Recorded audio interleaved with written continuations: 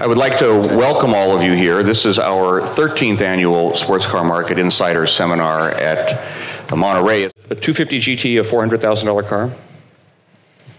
I think that it is. I think that the Ferrari market exists in an almost separate world in the classic car scene. Up to $1 million. Alfa Romeo 1900C SS Zagato. Amazing cars with wonderful competition history.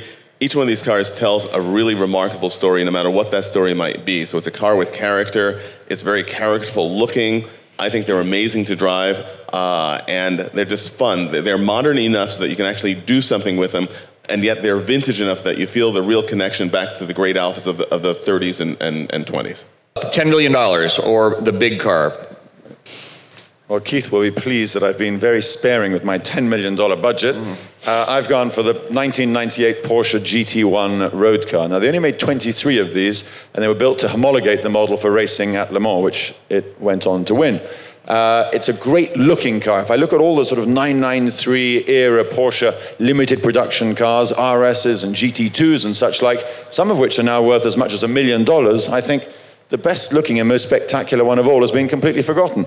This is an absolute landmark car in Porsche history. Okay, up to $250,000. Steve.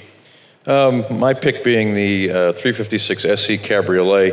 Having driven a Speedster across the country twice, doing 600 miles a day, I can tell you that these are just fantastic cars to own, and you can buy one for $150, $175, $200. After this weekend, they might be $300. I mean, it's just, who can predict it? But I really feel that if you buy a great one and you buy one from a marque expert, you'll be giving it to your children, who will then give it to your grandchildren. I mean, they're just great cars.